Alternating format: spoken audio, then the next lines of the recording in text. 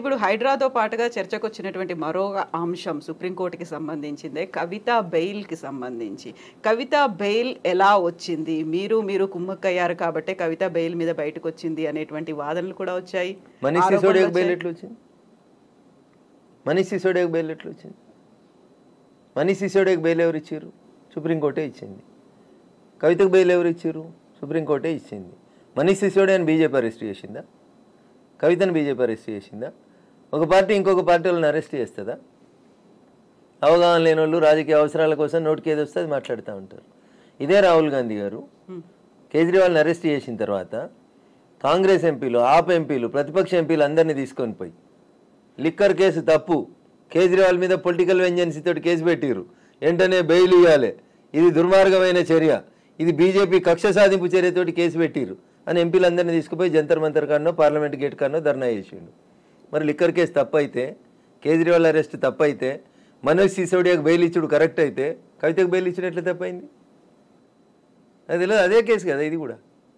ఆయన అరెస్టే తప్పని వాదిస్తుంది కదా కాంగ్రెస్ పార్టీ. ఆడ ఢిల్లీలో ఏం మాట్లాడుతున్నారు? కేజ్రీవాల్ని అరెస్టే తప్పు, అసలు లిక్కర్ కేసే లేదని మాట్లాడుతుంది కాంగ్రెస్ పార్టీ. హైదరాబాద్లో ఏం మాట్లాడుతున్నారు? బీజేపీ బీఆర్ఎస్ ఒకటైనాయి కాబట్టి కవితకు బెయిల్ వచ్చిందని. మీరు తెల్లారి పేపర్ చూడుర్రి, తెల్లారి పేపర్ చదువుర్రి. కవితకు బెయిల్ వచ్చిన రోజు మొత్తం వార్త చదువుర్రి దయచేసి ఓపికగా. తెలంగాణ సమాజం కూడా వినాలని అప్పీల్ చేస్తున్నా. రెండు చేతులు జోడించి దండం పెట్టి చెప్తా ఉన్నా.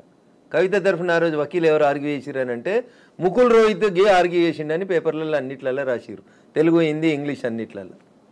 తెల్లారో మరుసటి రోజు రేవంత్ రెడ్డి గారు మాట్లాడిరని తెల్లారి సుప్రీంకోర్టు మాట్లాడినప్పుడు ఆ రోజు కోర్టులో ఏం కేసు నడుస్తుందంటే ఓటుకు నోటు కేసు నడుస్తుంది. ఓటుకు నోటు కేసులో రేవంత్ రెడ్డి తరఫున వకీలు ఎవరు? కవిత గారు. The same Mukul Rohatgi. మళ్ళీ చెప్తున్నా, తెలంగాణ సమాజమా ఆలోచించు. కవిత బెయిల్ పిటిషన్ ఆర్గ్యూ చేసిన వకీల్ పేరు ముకుల్ రోహిత్కి. చాలామంది ఆర్గ్యూ చేసిన ముకుల్ రోహిత్కి ఆర్గ్యూ చేసిన రోజు బెయిల్ వచ్చింది. 2 రోజుల తర్వాత ఓటుకు నోటు కేసు లోపల రేవంత్ రెడ్డి గారి తరఫున ఆర్గ్యూ చేసిన వకీలు ఎవరు? ముకుల్ రోహిత్కి. మీరు అంటుండొచ్చు రఘునందన్ నువ్వు వకీలు కదా, ఎవరి తరఫునైనా వాదించవచ్చు అని. ఎందుకంటే రఘునందన్ కూడా వాదించారు కదా. నేను వాదిస్తా అంటున్నాను, నా ప్రొఫెషన్ అని చెప్తా ఉన్నా. తప్పేముంది అందులో? ఫీజు తీసుకొని వాదించడంలో తప్పేముంది? మాకు వకాలత్ సర్టిఫికేట్ ఎందుకు ఇస్తారు? ఇప్పుడు ఒకవేళ ఈ హైడ్రాకి సంబంధించి ఎవరైనా మిమ్మల్ని పెట్టుకున్నారనుకోండి, మా ఆక్రమణలు కూల్ చేస్తున్నారు, వద్దు హైకోర్టులో స్టే తీసుకురండి అని రఘునందన్ గారి దగ్గరికి వస్తే చేయను, ఆ కేసు చేయరు. అండ్ కమింగ్ బ్యాక్ టు కవిత కేసుకి సంబంధించి రైట్, మనీష్ సిసోడియా బెయిల్ వచ్చింది, కవితకు బెయిల్ వచ్చింది. రేపో మాపో నెలకో 2 నెలలకు కేజ్రీవాల్ కూడా వస్తుంది. మీ ఢిల్లీ, మీ ఏఐసిసి నాయకత్వం లిక్కర్ కేసే తప్పు, కక్షపూరితంగా పెట్టిరని ఢిల్లీలో ఆర్గ్యూ చేస్తే, ఇక్కడ మేమిద్దరం కలిసినమని ఆర్గ్యూ చేస్తే కాంగ్రెస్ పార్టీ ఎట్లా నమ్ముతారు ప్రజలు? మీకు ఇంకొక మంచి మాట చెప్తే తెలంగాణ సమాజం ముందు ప్రశ్నను ఉంచాలి మీరు కూడా దయచేసి. కె కేశవరావు రాజ్యసభ సభ్యుడు, ప్రజలు ఓట్లేస్తే గెలవలే, టీఆర్ఎస్ పార్టీ బీఫామ్ ఇస్తే గెలవలే, ఇంకో 4.5 సంవత్సరాలు ఆయనకు పదవి లేదు, 1.5 ఏడాది పదవి ఉంది కేశవరావు అనేటానికి. ఆయన ఢిల్లీకి పోయిండు. ఈ పక్కన రేవంత్ రెడ్డి, ఈ పక్కన మల్లికార్జున ఖర్గే ఇద్దరు నిల్చొని కండువా కప్పిర్రు. తెల్లారి కేశవరావు గారు స్టేట్మెంట్ ఇచ్చారు. రాజకీయాల్లో నైతిక విలువలు కాపాడాలని బీఆర్ఎస్ పార్టీ ద్వారా సంక్రమించిన రాజ్యసభ సభ్యత్వాన్ని గడ్డిపోసలేక అవతల వారేసి రాజీనామా చేస్తా అన్నాడు. గంటసేపట్లో రాజీనామా ఆమోదించేసారు, అయిపోయింది. ఎవరు వచ్చిర్రు ఆ రాజ్యసభ స్థానానికి? అభిషేక్ సింగ్ మన్వి గారు వచ్చారు. అభిషేక్ సింగ్ మన్వి ఎవరు? నాసంటి వకీలు. ఇంతకుముందు కాంగ్రెస్ పార్టీ తరఫున లోక్సభ సభ్యుడు. అభిషేక్ సింగ్ మన్వి కాంగ్రెస్ పార్టీ అభ్యర్థిగా కేశవరావు ఖాళీ చేసినటువంటి రాజ్యసభ స్థానానికి పోటీ చేస్తానికి వచ్చిండు. యువరాజు ఏమంటాడు రోజు పేపర్లలో, టీవీలలో? కవిత గారు మంచిగినూరి మెల్లగినూరి జనాన్ని కట్ చేసి పంపురి సమాధానం. యువరాజు ఏమంటాడు? రేపు బై ఎలక్షన్ వస్తుంది, 3-4 సీట్లలో వస్తాయి, కడియం శ్రీహరి బై ఎలక్షన్ వస్తుంది, దానం నాగేందర్ బై ఎలక్షన్ వస్తుంది, ఇంకోటి బై ఎలక్షన్ వస్తుంది అని చెప్తాడు. నేను మీ ద్వారా కేటీఆర్ను, కేసీఆర్ను, కవిత గారిని అందరిని అడగదలుచుకున్న బీఆర్ఎస్ పార్టీని. కేశవరావు గారు ఖాళీ చేసిన బీఆర్ఎస్ ఎంపీ స్థానానికి కాంగ్రెస్ పార్టీ అభిషేక్ సింగ్ మన్విని అభ్యర్థిగా పెట్టింది. టీఆర్ఎస్ పార్టీకి టెక్నికల్గా 38 మంది ఎమ్మెల్యేలు ఉన్నారు ఈరోజు అసెంబ్లీలో. మీరు క్యాండిడేట్ని పెట్టి, మీరు విప్పిచ్చి, మీ ఓట్లు మీకు ఎన్ని వచ్చినాయని లెక్క చూసి, కేశవరావు గారి లాగా పార్టీ మారిన 12 మందో 15 మందో ఎమ్మెల్యేలు ఉన్నారు కదా టీఆర్ఎస్ వాళ్ళు, వాళ్ళ మీద రెడ్ హ్యాండెడ్గా దొంగలుగా పట్టించి వాళ్ళ మీద యాక్షన్ తీసుకోవడానికి అవకాశం ఉండే కదా. మరి అభిషేక్ సింగ్ మన్వి మీద ఎందుకు పోటీ పెట్టలేదు టీఆర్ఎస్ పార్టీ? 10 మంది ఎమ్మెల్యేలు సంతకం పెడితేనే అక్కడ రాజ్యసభకు పోటీ చేయడానికి అవకాశం ఉంటుంది. నీ మందలకి వెళ్ళి 15 మంది అడిదికి పోయారు కదా, ఆ 15 మందిని రేపు డిస్క్వాలిఫై చేపిస్తామని కోర్టులో కొట్లాడుతున్నామని స్పీచ్లు ఇస్తాడు కదా కేటీఆర్ అన్నట్టు. ఆయన కొట్లాడేందుకు అభిషేక్ సింగ్ మన్వి మీద ఇంకొక ఆయనను పోటీకి పెట్టి ఒక విప్ ఇచ్చి నీ 38 మంది ఎమ్మెల్యేలు నీకు ఓటేసిరా వేయలేదా అని లెక్క చూసుకొని వేయకపోతే ఇలా డిస్క్వాలిఫై చేయమని స్పీకర్కి తెల్లారి దరఖాస్తు ఇవ్వచ్చా ఇరాదా కవిత గారు? క్యాండిడేట్నే పెట్టలేదు టీఆర్ఎస్ పార్టీ. ఎందుకని ఏం జరిగింది అనుకుంటున్నారు? కేశవరావు ఖాళీ చేసిన దాంట్లో 2 పొత్తులు అంబట్ల తెడ్డ అంటారు తెలంగాణ ఊర్లలో. అభిషేక్ సింగ్ మన్విని పెట్టుకున్నారు. ముకుల్ రోహిత్కి రేవంత్ రెడ్డి పైసలు ఇస్తే అభిషేక్ సింగ్ మన్విని కేశవరావు కేసీఆర్ ఇద్దరు కలిసి రాజ్యసభకు పంపించారు. ఇక దానికి బీజేపీ బీఆర్ఎస్ ఒకటి ఆడొకటైంది. హైడ్రాకి సపోర్ట్ చేస్తే రేవంత్ రెడ్డి రఘునందన్ ఒకటి. ఏం మాట్లాడతారు? ఏమన్నా అర్థం పర్థం ఉందా? ఏమన్నా రఘునందన్ అనేటోడు న్యాయం దిక్కు నిలబడతాడు, ధర్మం దిక్కు నిలబడతాడు, గరీబోన్ దిక్కు నిలబడతాడు. Raghunandan is the voice of voiceless. ఏడ కష్టం వస్తే ఎవరి కష్టం వస్తే అందుకు మాట్లాడతాడు. ఇండ్లు కోల్పోతున్నాను రమ్మనురి. కోకాపేటలో 25 ఎకరాలు గవర్నమెంట్కి చేత కాకపోతే లేఅవుట్ చేసి నేను కూర్చోబెడతా. ఆడ కట్టుకుందాం పారి ఇండ్లు. గీడెందుక నాకు ఈ మోరీలలో నల్లలలో చెరువులలో ఎందుకే? మంచిగా కోకాపేటలో 100 కోట్లకు ఎకరం పోయే భూమిలో కట్టుకుందాం పారి. గాడ లేఅవుట్ గీసుకుందాం పారి. రాడా రేవంత్ రెడ్డి గారికి వచ్చి మనకు పట్టాలు ఇయ్యడా? ఇక దీనికోసం కొట్లాడతాడు రఘునందన్. ఎందుకని ప్రతి దాంట్లో రాజకీయాలు ఎందుకు చూస్తున్నారు అనుకుంటున్నారు? ఇప్పుడు అభిషేక్ మను సింఘ్వీని కాంగ్రెస్ పార్టీ తెలంగాణ. మీరు ఉన్నదే ప్రజాస్వామ్య దేశంలో. మీరు ఉండాలన్నా తినాలన్నా బతకాలన్నా ఇంకేం చేయాలన్నా మేమే ఉండాలి రాజకీయ నాయకులు. మేము లేకపోతే మీరు ఎక్కడున్నారు? ప్రజల కొరకు ప్రజల చేత ప్రజలు ఎన్నుకునేదే ప్రజాస్వామ్యం. ఆ ప్రజాస్వామ్య దేశంలో బతుకుతుంటూ అన్నిటికీ రాజకీయం వస్తుంది. ఎందుకు వస్తుందంటే రఘునందన్ మాట్లాడిండు, బీజేపీ ఎంపీ ఇట్లా మాట్లాడిండు, ఇంకో ఎంపీ ఇట్లా మాట్లాడిండు. మీరు పెడతారు కదా బ్రేకింగ్లు, అందుకనే వస్తుంది అట్లా. మేము మాట్లాడితే రాజకీయ నాయకులం కదా. ఈ వ్యవస్థ నడిచేదే రాజకీయంతో కదా తల్లి. 4 స్తంభాలు అనుకుంటే ఆ 4 స్తంభాలలో స్తంభం మేమే కదా. మేము మాట్లాడతాం కాబట్టి రాజకీయం అంటారు దాన్ని. అట్లా ఇప్పుడు కవిత కేసులో నెక్స్ట్ ఏం జరుగుతుంది అనుకుంటున్నారు మీరు? నేను జ్యోతిష్కుని కాదు తల్లి, వకీల్ సాబ్ని. వకీల్ సాబే, వకీల్గానే చెప్పమంటున్నాను. ఆ రోజున్న వకీలు ఎట్లా ఆర్గ్యూ చేస్తారో ఆ రోజున్న జడ్జికి ఏం అర్థమవుతుంది అనే దాన్ని బట్టి జడ్జిమెంట్ వస్తుంది. సో మీ ఎక్స్పీరియన్స్లో?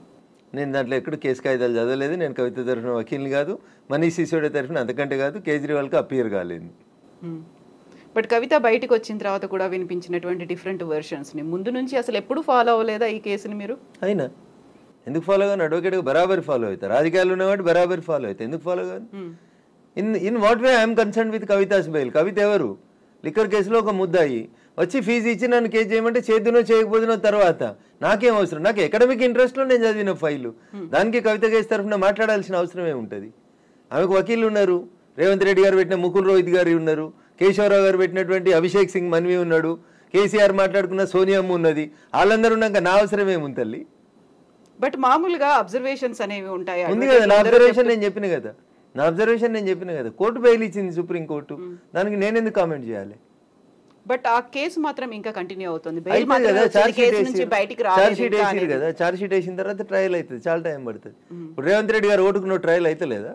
ఇది కూడా గట్లే అవుతుంది. గట్లా ఇలాగే ఏళ్ల తరబడి కొనసాగుతుంది. అట్లే అవుతుంది కదా. ఈ జడ్జిలను అడగాలి మీరు ఈ ప్రశ్న. నన్ను అడిగితే ఎట్లా? నేను ఆ కుర్చీలో కూర్చోలే. నేను జడ్జిలు చెప్పాలి అంటున్నా. ఒక్కో కేసు 10 ఏళ్ళు 20 ఏళ్ళు ఎందుకు సాగుతుందో మా గౌరవ న్యాయమూర్తులు చెప్పాలి.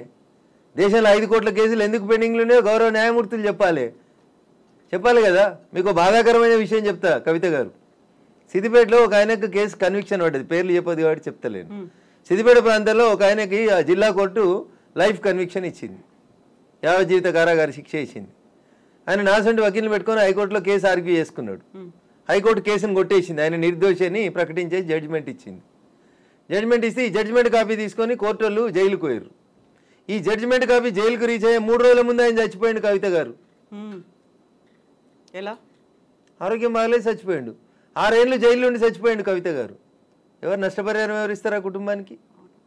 కింది కోర్టు శిక్ష వేసింది, పై కోర్టు 4 రోజులలో తీర్పు చెప్తే అయిపోతుంటుండే కదా. ఈయన 6 ఏళ్ళు భార్య పిల్లలతో ఉండేటోడు కదా. 6 ఏళ్ళు ఆయన జైలు ఉన్న తర్వాత కేసీని నువ్వు జడ్జిమెంట్ ఇచ్చినావు. ఏం న్యాయం జరిగింది మీ లాట్ అని అడుగుతున్నా నేను, పేదోని గొంతుకగా. జరగాలనా వద్దా? ఆ భార్య పిల్లలు ఎవడు అడుగుతాడు? మీకు ఇంకా దరిద్రం చెప్తా.